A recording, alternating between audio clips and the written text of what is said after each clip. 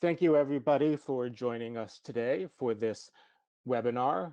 We're looking at using Adobe Photoshop and Lightroom in concert with Aurora HDR to get the most range out of your images, to really do not necessarily HDR, but extended dynamic range, getting the most out of your highlights and your shadows and get very natural looking images. And today, our guest is Richard Harrington. Richard Harrington is one of the leads at Skylum in the program, in the project. And he is going to show you some great techniques for both the newer user as well as for the intermediate and even some of your advanced users, how you can leverage the power of Aurora HDR in concert with Adobe Photoshop and Adobe Lightroom. Now, Rich has written numerous books. We're talking 50 books. Speaker for the last 25 years, a good friend of mine, knows everything about everything. I'm always amazed, and I'm really looking forward to this. So thank you, Rich, for joining us. And please, take it away. Thank you, Abba, and thanks for having me today, guys. So we're going to take a look at getting the most dynamic range out of individual photos for the most part. And I will sneak in a little bit of traditional HDR, but my approach to HDR has completely changed with the latest version of Aurora. Plus, there's been some really cool changes inside of Lightroom and Photoshop that allow us to work with HDR and merged panoramic images as well.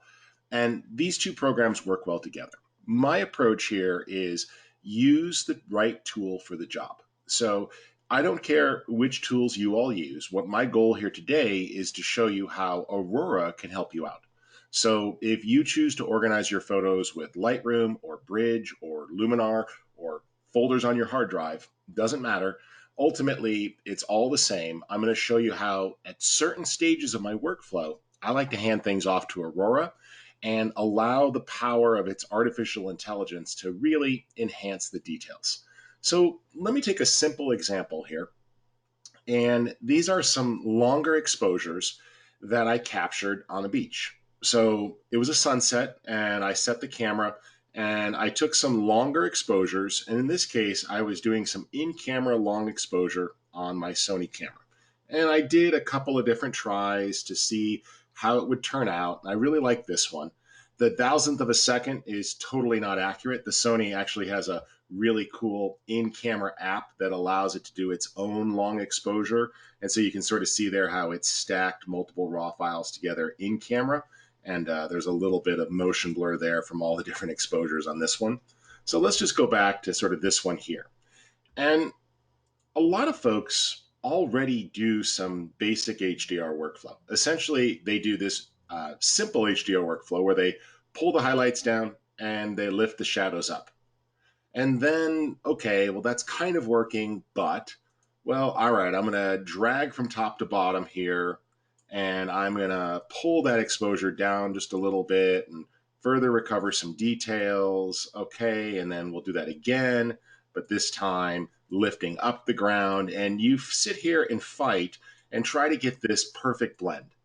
And it's difficult because the reality is that when you are on this scene and you're looking around, your eyes are able to instantly adjust.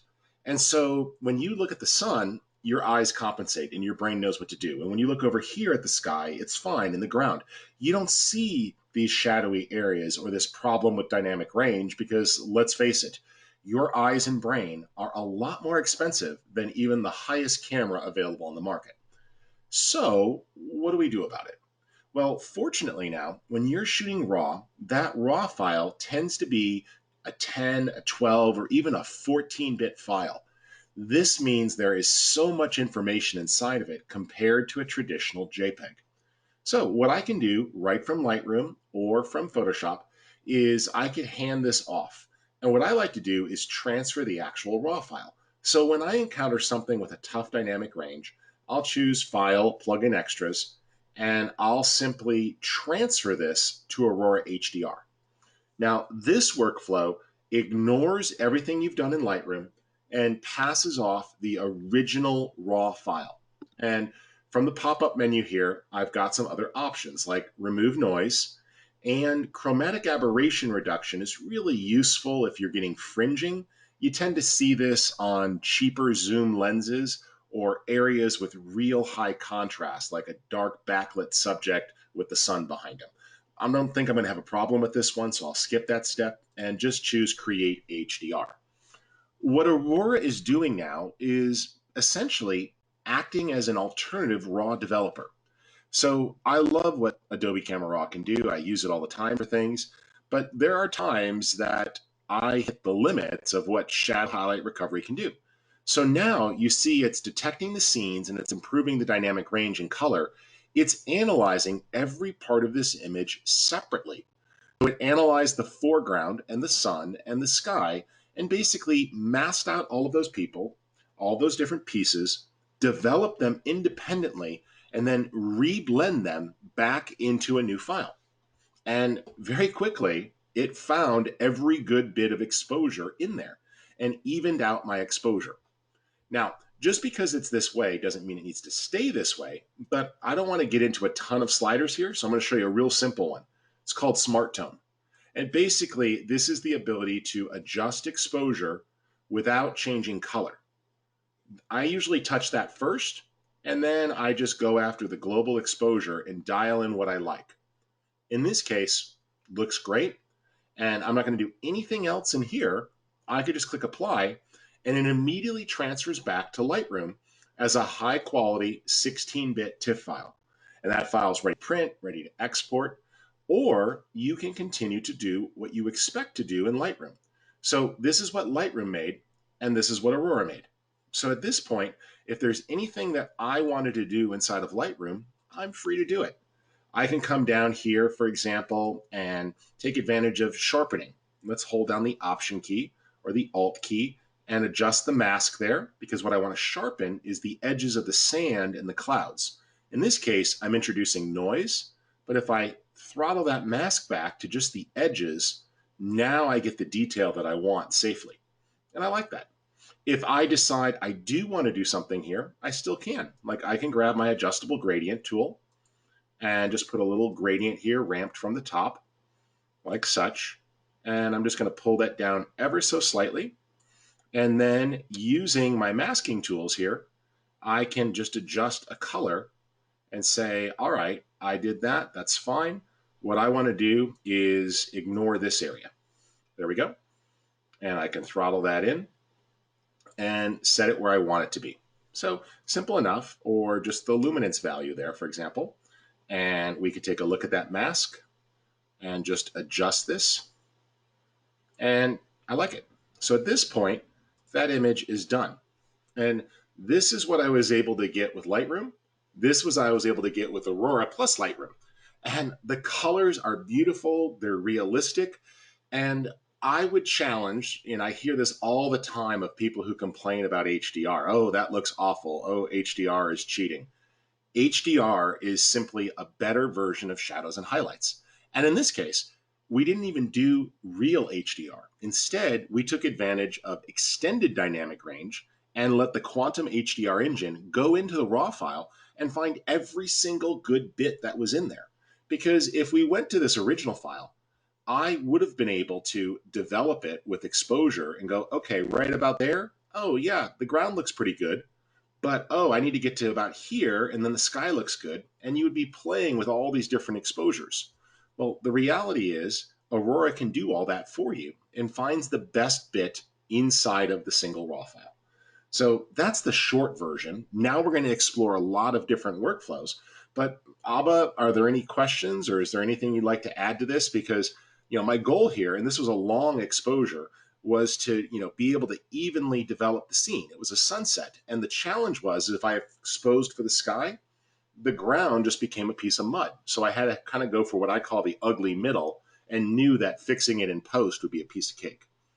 Well, no questions so far. I think they're pretty much following along. But I think that key point that you made there, that going for the ugly middle, so it doesn't look perfect in camera because you know in your mind you can expand the dynamic range to its full extent, is a really useful piece of information and a great way to attack these wide dynamic range images. Yeah, the key is you just want to let it sort of do its thing. And just when you look at the initial histogram, this is a perfect example of the ugly middle. So all the information is clustered in the middle here. And you see that my highlights are not crushed, nor are my shadows. So if we look at this here, and we start to analyze the image, I'm able to see very quickly that nothing was clipped. So we can take a look there with our clipping indicators, but neither shadow or highlight has been crushed. And you might look at this and go, oh, that looks great. And again, if you like the clarity slider, by the way, guys, that's just a less intelligent way of doing HDR. You see it's starting to maximize the dynamic range there, and it pushes out the histogram. So if you're using shadows and highlights, or you're using the clarity slider, or you like both, I'll let you in on a secret. You secretly love HDR and you just haven't come to grips with it yet. So it's okay. So let's just transfer this image here. And I'm going to use the plugin extras command. And I like this because it sends the raw file. You don't have to do this workflow, but it's so easy if I've done things over in Lightroom to just sync them afterwards. So let's create this HDR. And while that's running, I'll go back to Lightroom here and just do a couple things. So if I want to take advantage of lens profile correction, you see there it compensated for my Zeiss wide angle lens, which has a tendency to do a pretty nasty vignette, although a beautiful image, and it got rid of that distortion. Great, easy enough. And if I take a look at some of the other controls here, if I needed to make any adjustments, I could. Let me just check my horizon line there. Looks pretty close. Let's get that a little more even. Right about there looks good. Great. So, and I'll constrain the crop. So I can do these sorts of things, or let's just run upright there and let it sort of do a nice level horizon. And you see, it allows us to take advantage of these sort of options. Now, back here in Aurora, it's been able to sort of pull all that together. I do see I have one little dust spot. It was a super windy day that day, and I made the classic mistake I always do, which is I kind of dipped in there. So we'll take that out when we get back to Lightroom. But, I might decide just to pull Smart Tone in a little bit. And with the HDR Enhance here, Smart Structure also uses artificial intelligence. And you can see that this is kind of like clarity, but it doesn't do that weird darkening effect.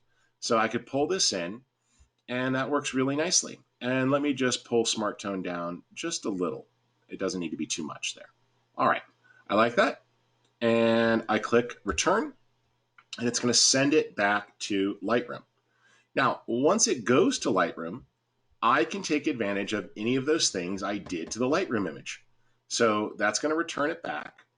And let's just take a look here in the library module, and we'll see that the two images end up side by side here in just a moment. So sending it right back. There it is. And it comes across.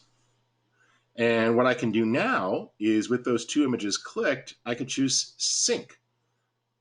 Sync settings. That's what I wanted. And I'm going to sync the lens correction. I'm going to sync the sharpening. And I like that. And I'm just going to say synchronize. And now this image took on the same corrections.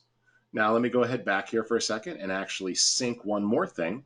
And I'll say that I want to sync the upright mode transformations. There we go. Synchronize.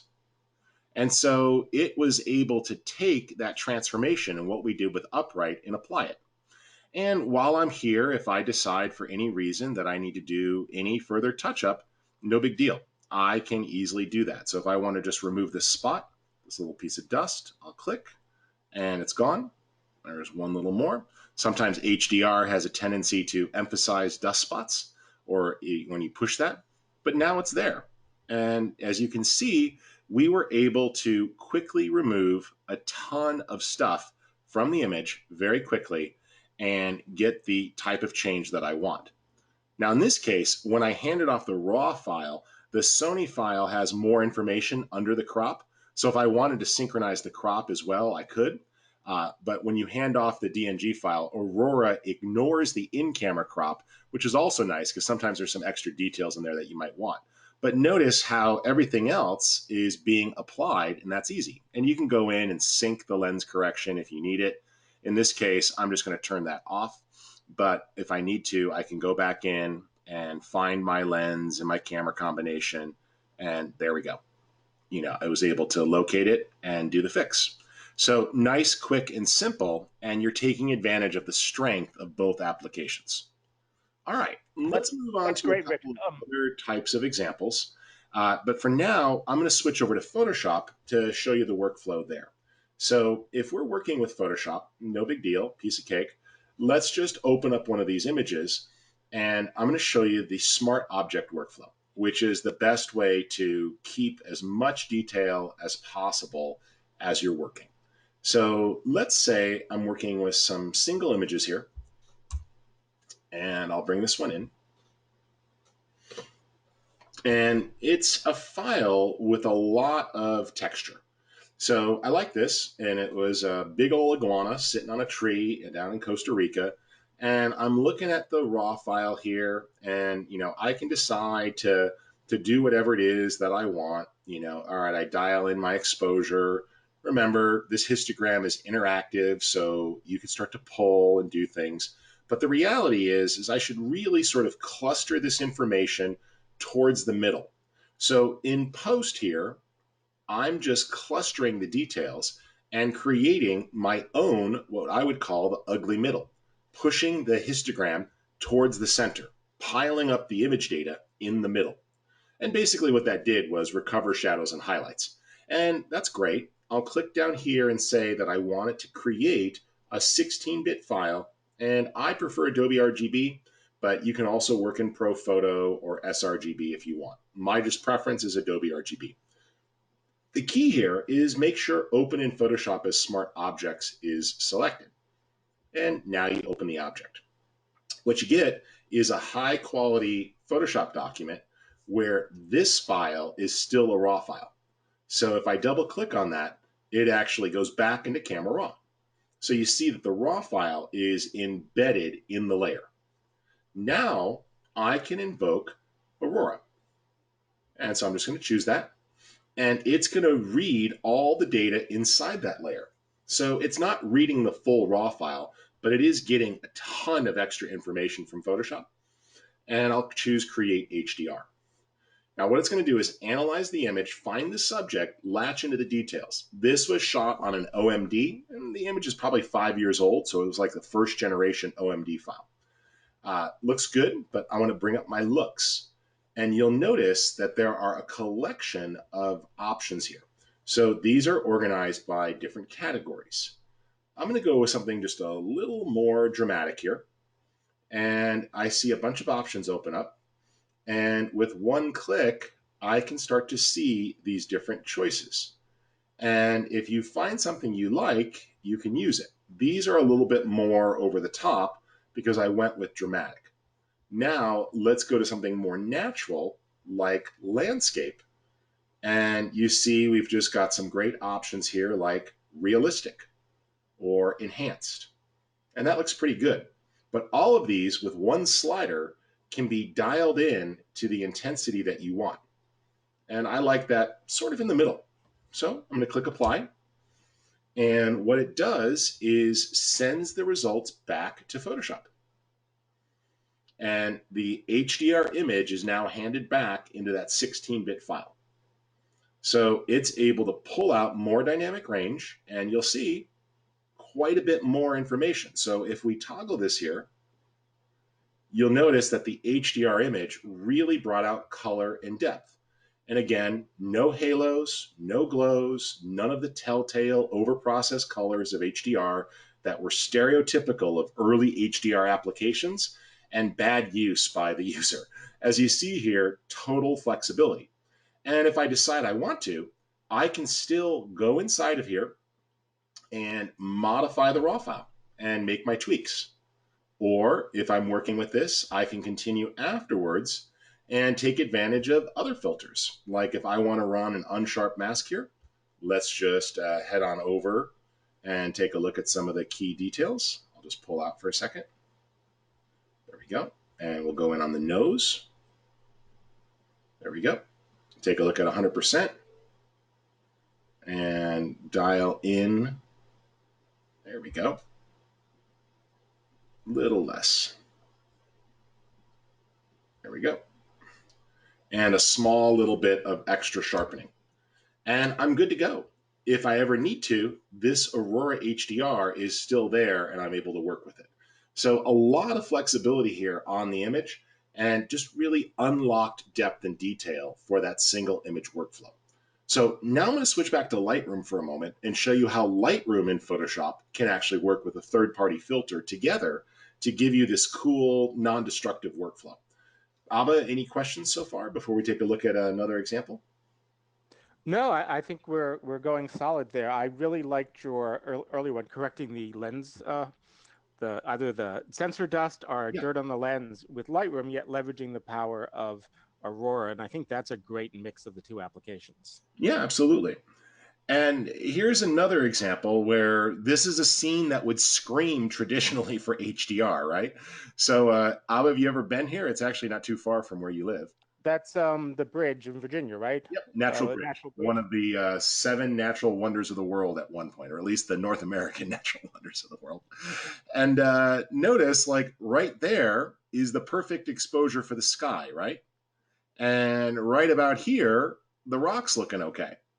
But the problem is how do we get this part plus this part for the trees plus this part for the rocks all together? The traditional answer would be HDR. But to get to natural rock is about a 3 mile hike.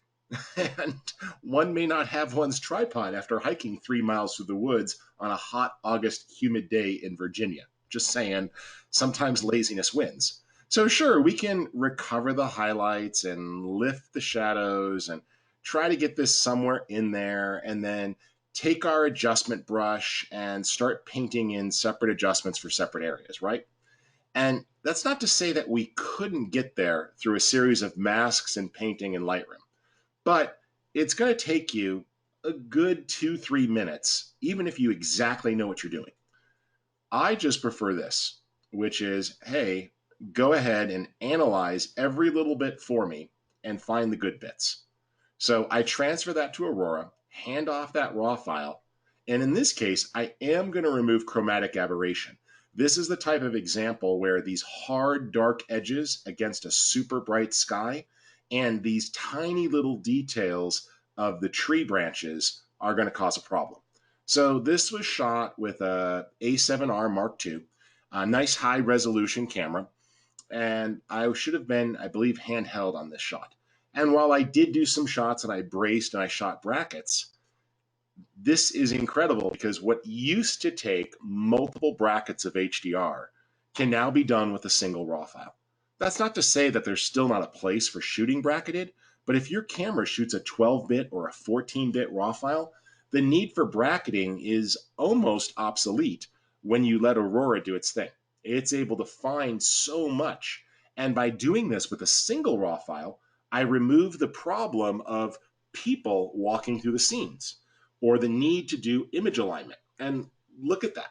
You know, that is what it did with no interaction other than me saying go. And the real beauty here is in those edge details. And I don't know if you can all appreciate, I'm hoping this comes through on the webinar, but look at the vegetation. No chromatic aberration, no halos, no glows, none of that telltale, oh, you overdid the shadow highlight slider where you get a glow or a ring around things. And then using Smart Tone, I can just dial that in where needed. And back here under the HDR Enhance, use the Smart structure to taste, and this just is basically the equivalent of the clarity slider over in Lightroom, except it does a little bit more. And basically, this is your natural image. Now, if I want to, I can still do a tiny lift to the shadows there. That's looking good to me. Everything seems natural. I'm going to check my clipping indicators here. And I see that I've got a couple of areas where the blacks are just a touch dark.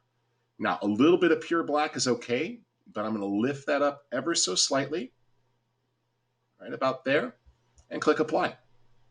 And the image is returned to Lightroom.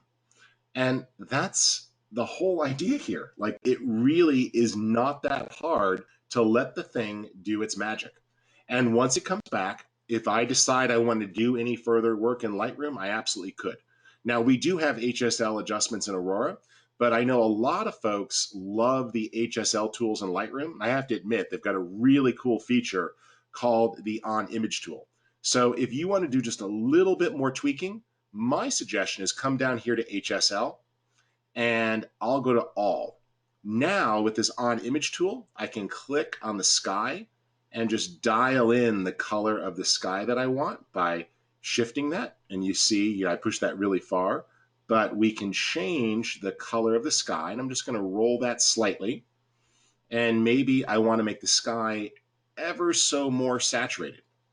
And I look at the vegetation here and I say, let's take that up just a little bit. And you see it moves the corresponding sliders. But I want those trees just to be a hair darker. There we go. And let's click on the rock here and you see it's moving the red and orange sliders accordingly. So this great HSL tool is kind of that little fine pass, and you can do this in Aurora, but I kind of like to do it here, especially with my clipping indicators on live as I'm looking, and just do that little finesse. And, let's face it, as we put these side by side, that's what Lightroom was able to do with shadow and highlights, and this is what Lightroom plus Aurora was able to do. No halos, no glows, no motion blur, no ghosting, no edges, no chromatic aberration, just a beautiful natural looking image that made the 3 mile hike in 90 degrees with 95% humidity worth it. That's awesome, Rich. We do have a question. Mm-hmm. And so when you send something over from Lightroom, you are using transfer to Yep. Aurora HDR. So none of your adjustments you would have made prior to sending, or sorry, prior to transferring it, apply. If you wanted those to apply, you would use the as a regular filter, but you Yeah. wouldn't get the dynamic range of the original DNG. Is that correct? So my preference is you certainly can send over a file. So if there is something that I wanted to, and I had done a lot of work in Lightroom prior, I could absolutely do that. And I'll show that really quick because we do have the ability to send it over. So let's say I'll take this low light example here.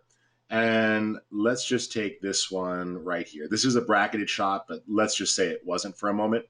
And I had done a bunch of stuff in Lightroom that I wanted. I could send it over, and it's going to take what I did and still push it.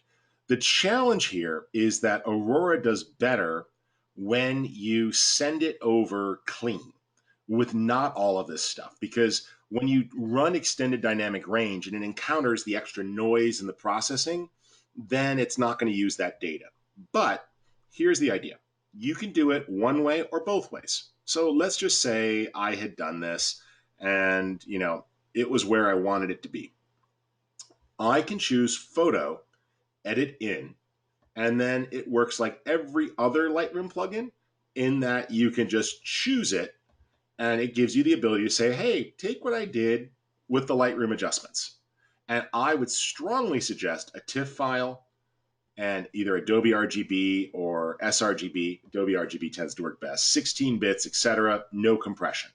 When you click edit, it makes the new TIFF file and then it sends that over to Aurora.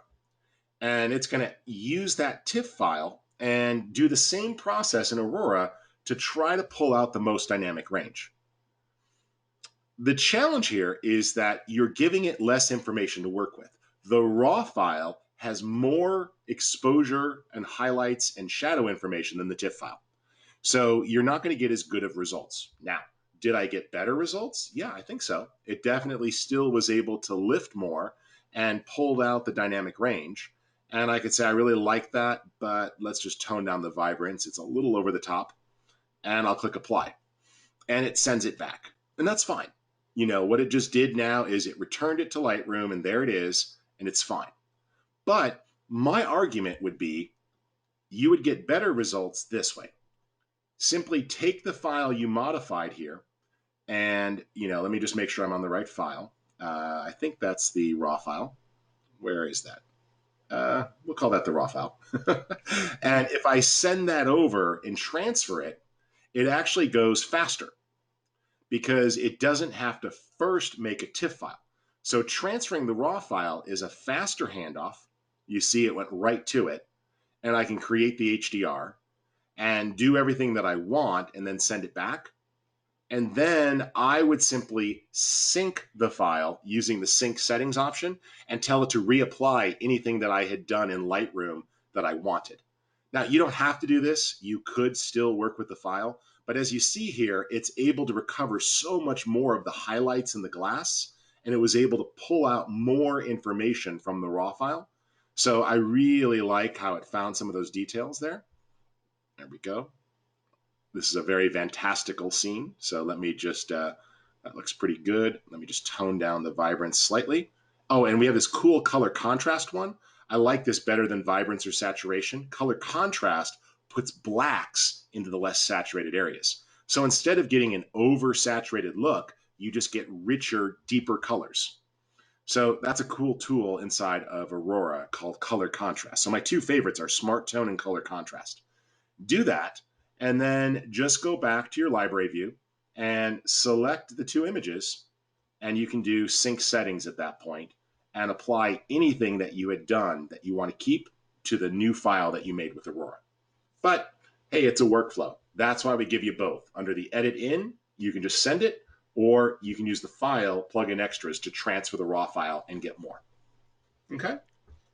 All right, I want to go on to some cool Lightroom Photoshop Mojo, and then we're going to do some panoramics and some HDRs that are more traditional. But if there's questions, Ava, feel free to throw some of those out. Otherwise, I'm going to do a cool combo workflow.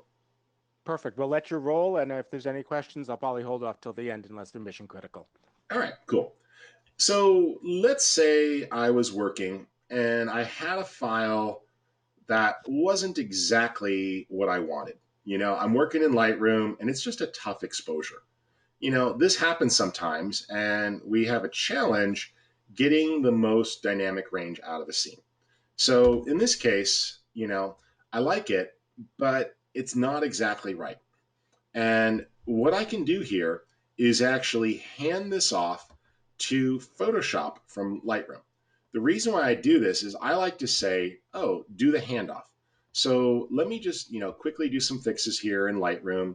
I fix that, and not too bad. I want to recover those highlights up there in the windows a little bit. Kind of tough. Let's see if we can get any more of those. All right, is what it is.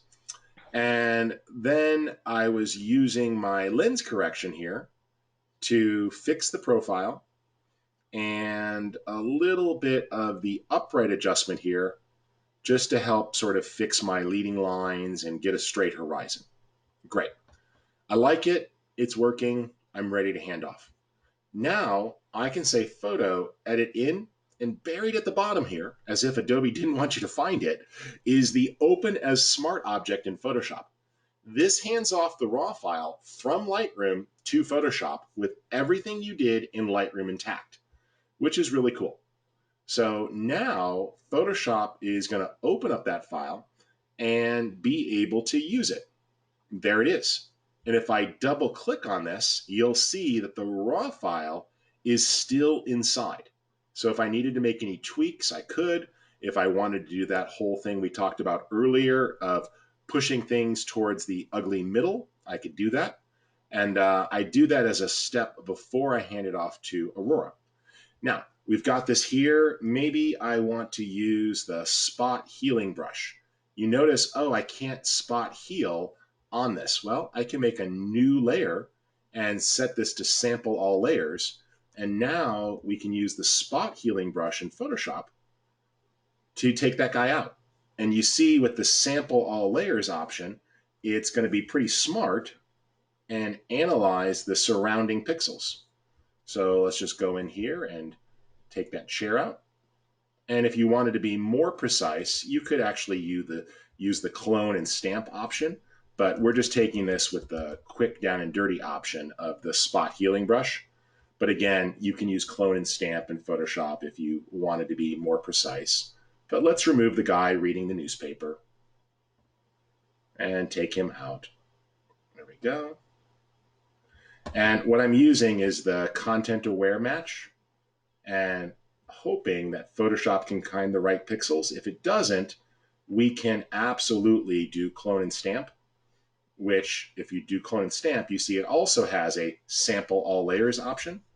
So this allows me to sort of clone a little bit of that in there, like so.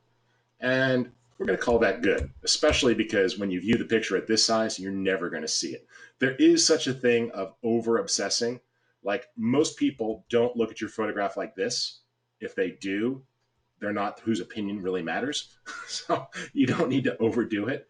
But, I can go in here and, take out this little line here with the tool, and it's just going to do the spot healing brush and analyze the texture. Now, let's just group that into another smart object. Perfect. And we can hand that off to Aurora, and it's going to pull in all the details. So filter, Skylum, Aurora HDR. It's going to analyze it and look for the maximum detail in this image. And I'll click Create HDR. Pulls it all in, analyzes it, and really pushes this nicely. Now, one of the things is it's going to find the most amount of detail. Remember, Smart Tone allows you to then dial that in if you want to tone that back a little bit. In this case, I'm just going to back it off slightly, but it definitely found more dynamic range and evened out those shadows. I like it, and that feels good. And I'm just going to finish this off. Let's do a little vignette and feather that. There we go. Feels good. And little adjustable gradient. This allows me to set the top of the image and the bottom. And so I'm just going to darken down the top ever so slightly and warm that up a little bit, and take the bottom here with a little extra lift and a little more contrast. Looks good. And I'll click Done. Now, I want to ultimately make a black and white. And Photoshop has some fantastic tools for black and white that I really like. Now, you can make a black and white in Aurora, and it's got a good tool set, but let's do this right here in Photoshop. So I'm going to apply the black and white adjustment, and look, it's that same on image tool. So now I can click, and it's going to move the right slider for me based on where I click. And we can also then target different colors within that scene for different conversion. Now, this one doesn't have a lot of blues in it, but the reds and yellows could be pushed in opposite directions to get more dynamic range. I like that. I could do a curve here, and I'm going to option click on the word auto and tell it to really push this and find per channel contrast or monochromatic contrast, and you see it really pushes it. There we go. Let's just pull that down slightly. And I got a nice black and white adjustment. Now I'll click to add the gradient map, and hidden within here, click and click again, they're very hidden, is this awesome set called photographic toning. These are really cool because they're a bunch of traditional film stock or film processing techniques, I should say, like sepia tones and cyanotype and selenium. And you can find the perfect sort of aged black and white that you want, and or some of these duotones or tritones, and layer that in nicely. And I'm going to go with this nice sepia up here for the highlights, or any of these other. And when you find one you like, you can use it or just back it off slightly so it's a very subtle tint. There we go. And now watch this. Close, save, and it is immediately returned to my Lightroom library. There it is. And if I ever needed to make a change to this image, it's simple. All I have to do with it selected is say Photo, Edit in Photoshop. And it opens it up. And I'll say Edit Original. And look, it comes in. And all of my layers are intact. So if I decided that I needed to make a change, I can make a change. If I wanted to tweak something here, I can come in and totally tweak it. So everything is totally live all the way through the process with no sacrifice in quality. You've preserved all those details the whole way. So I want a little more contrast in the shadows. Great. Close, save.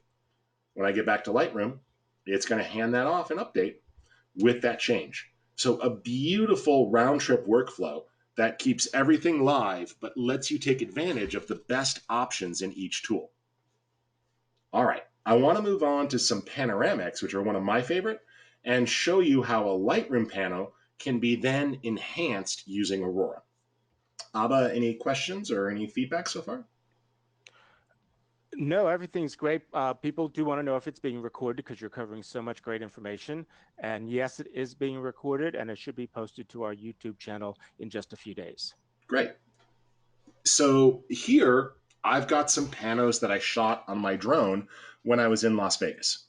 And I want to merge these together. This is a simple 3-image pano. So the top, and you see that basically there's the middle, the top, and the bottom.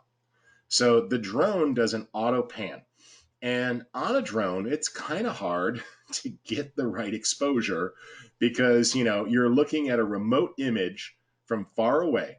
So this is why I capture DNGs. So it's so easy afterwards to pull back some of that data because the DNG file has quite a bit of information in it, as you see there. So the drones are still capable of capturing raw. And you don't have to do this with the drone. I just happen to use a drone here. So you're going to see that example.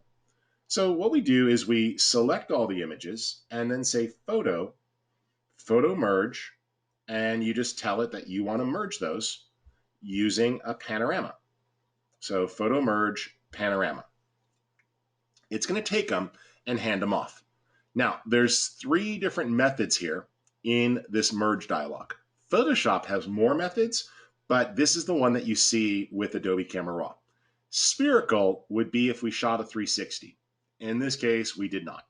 Cylindrical is going to be more if you were shooting in the round, and this doesn't work very well here because we've got this. Perspective is usually built off of a center image. This actually worked pretty well in this case because you see it minimized the distortion on the middle image and then bent the floor and the top to match. But I do have this option called boundary warp, which can start to pull those edges out and fills in the missing space. So if you want to sort of stretch the middle there, this perspective option and then boundary warping where it stretches the middle minimizes the lost pixels and gives us the maximum image area. And I'll click merge. Now it's going to make a new raw file. So it analyzed that, thinks about it for a moment, and is going to create an actual raw file. There it is. What I'm going to do now is hand this off. So I'll say File, Plug in Extras, Transfer to Aurora. It's going to analyze that raw file and open it up.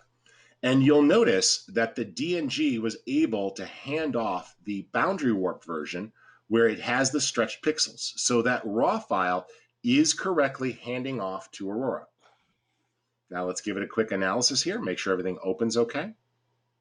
And what it's doing is it's finding the best dynamic range for the desert floor plus the sky plus the clouds.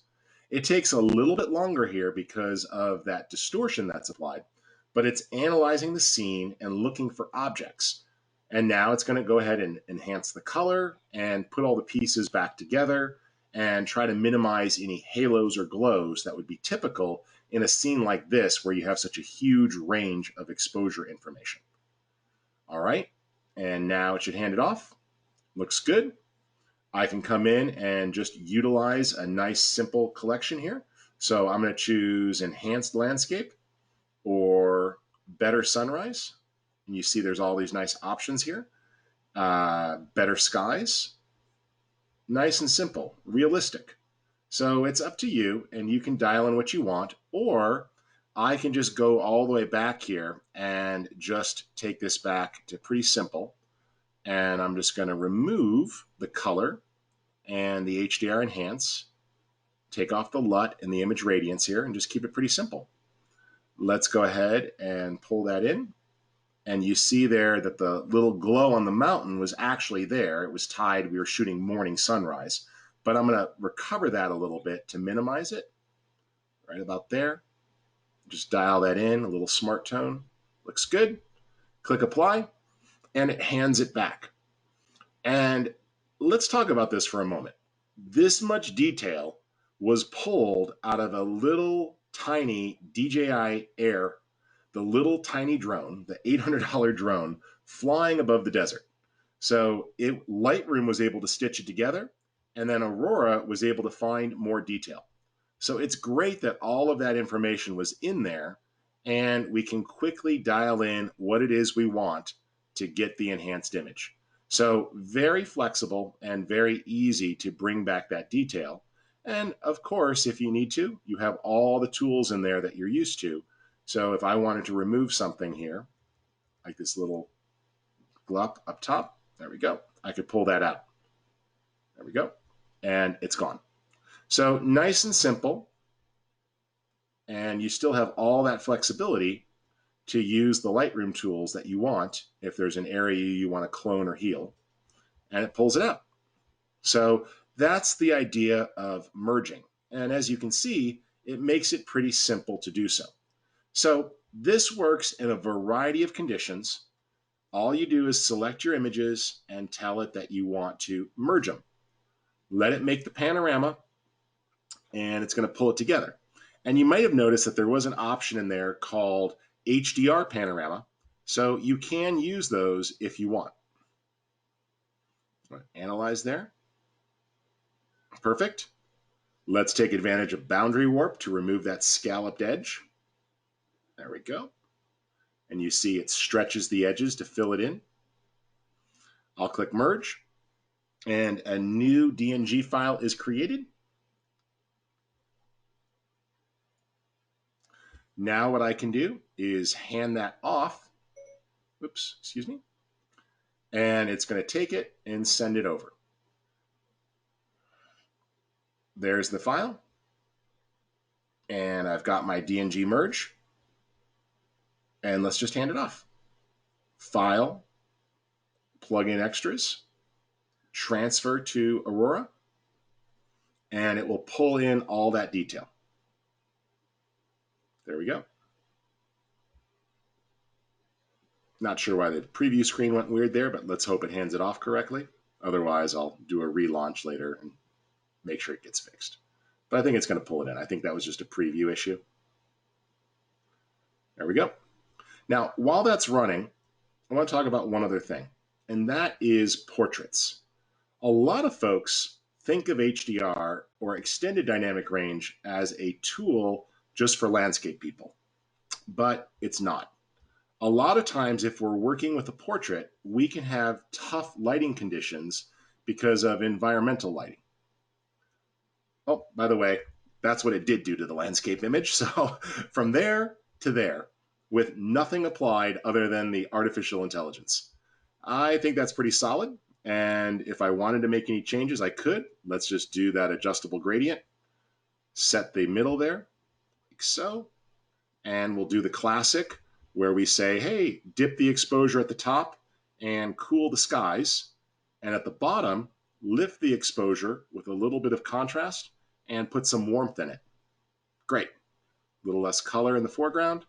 And done, and apply. And by the way, this was shot on a drone that was 5 years old. So pretty robust. All right. So let's do the portrait example here and talk about dealing with an environmental portrait. So great picture by my friend Robert Vanelli, and our subject looks good. He's using a reflector. Everything's coming through, but we want to maximize the dynamic range. So what I can do here is transfer the raw file, and I'm just going to send this over to Aurora.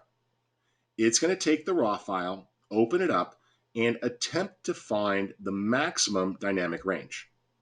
Now, I do recommend denoise, and if we had any hard edges, we'd do chromatic aberration, but shouldn't be needed here. And we're going to let it analyze and find the most detail within the picture. Now, the key after doing this is there's one or two adjustments I like to make so it has a very natural looking portrait. So let's let it find all the details. There we go. And it should pull it through.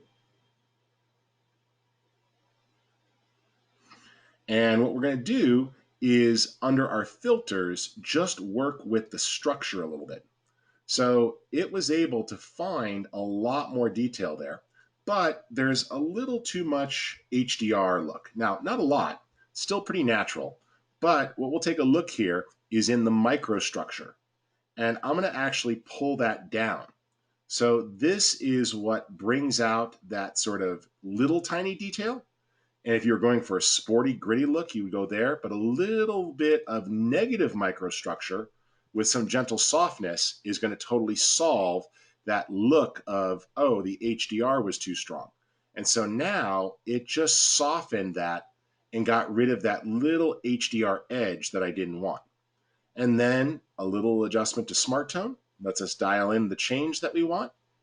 And we just have such better dynamic range. I like the color, but if it's too strong for you, no big deal. Just pull down the vibrance and instead use the color contrast slider. I like this because it puts a little bit of rich blacks into the color and it makes a very photorealistic shift. And now all those blown out areas in his shirt are restored.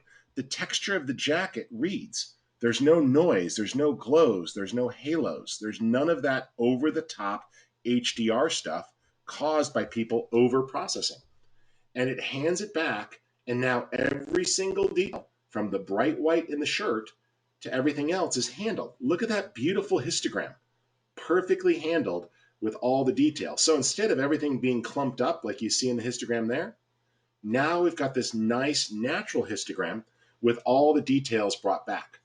And as you already learned, feel free to take advantage of those HSL tools. So if I want to bring out his blue jeans a little bit, I could just click and it's going to move the right slider. There we go. And maybe I want his jacket just a little bit more, and I want to tone down the saturation of that backdrop. Go after his skin tones there, and you see a nice, easy shift. So this on image tool is perfect for just a little bit of last minute finesse.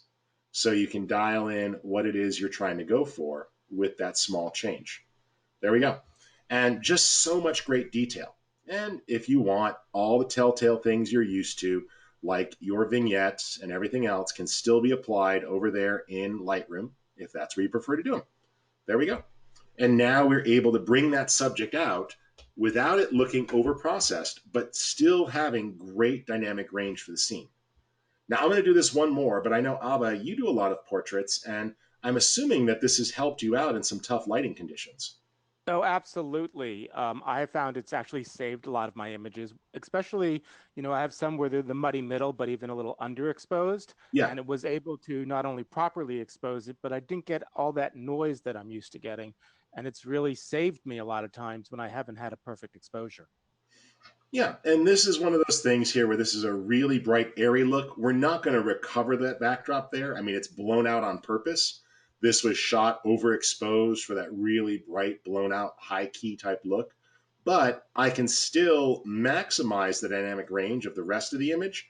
And you'll see that it should produce a nice natural fall off while still giving us that overexposed, bright, airy look that the photographer was going for.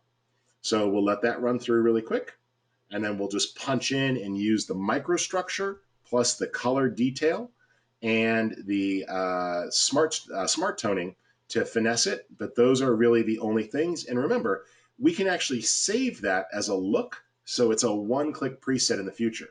So we'll punch in here and take a look at the skin tones. There we go. And what I'm paying attention to at 100% is the skin versus the hair. So using the ability here for microstructure, I'm just going to tone that down ever so slightly. And you see it keeps the skin nice and smooth.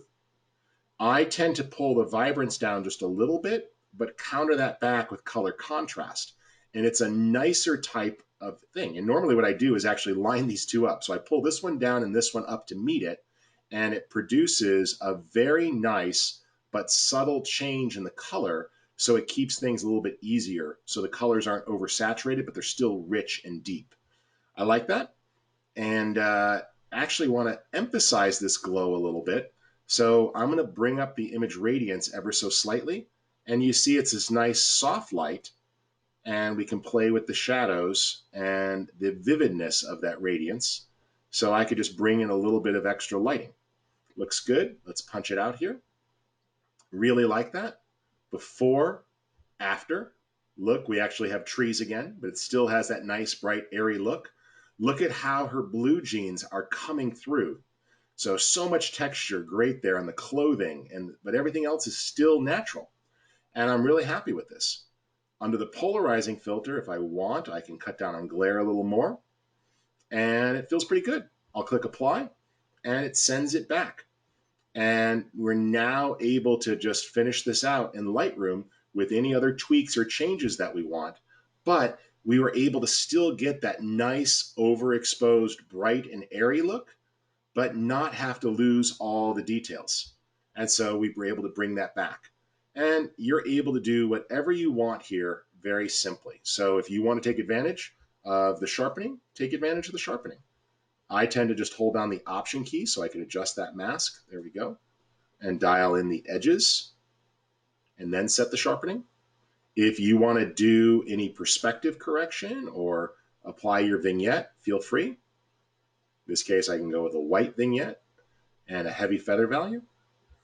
And I think it looks good. I'm just going to lift my shadows a little bit because I had a little second thought there. And I'm good. And so we were able to preserve the idea of the original, but bring back a lot of the details that were getting lost in clipped. And if we look at our highlights here, very minimal clipping. You see that there are some areas that are overexposed, but that's how the background was set compared to the original photograph where tons of detail was overexposed. And sure, we could try to recover that, but while we recovered it, it still looks crushed and blown out, as opposed now to this nice, rich evenness that we've got all the way through the image. So hopefully that gives you guys some ideas, and this really comes into play. And you can use this from either place. Working in Photoshop, working in Lightroom, it's the same idea. Just take advantage of working with raw or smart objects as much as you can, and you should really get the results that you're going for. All right, that takes us to the end of the hour for the demo purpose, Ava. Any questions that people have, I'll do my best to tackle, and I've got a few extra examples if there's anything we need to if anything we need to look at. I think we're good. That was an outstanding presentation, Rich. I love the fact that the marriage of Lightroom and Photoshop and Aurora HDR can create such great images and so easy. I think that's the trick there is that you don't have to do a lot of the work. Let the machines do the work for you. No, the whole idea with the quantum HDR engine is artificial intelligence goes through and finds the best bits. And what most people don't understand about artificial intelligence is it's based on real intelligence because the AI was trained by professional photographers. Thousands and hundreds of thousands of images and before and afters were brought in, and they looked at what people would do or how they used brackets and what parts they kept and what they got rid of. So the software has been trained by world-class photographers, and so you get to take advantage of that, but you're still in control. You decide what parts you use and how much of the tone or depth you want to pull in. So it's ultimately up to you to decide what parts you use or don't use. And so you get the benefit of a better auto. Think of it as the most amazing auto button you've ever had, but everything is still tweakable, but you don't have to sit there and move 50 sliders. You know, two or three sliders like smart tone, color detail, things like that really do all the work.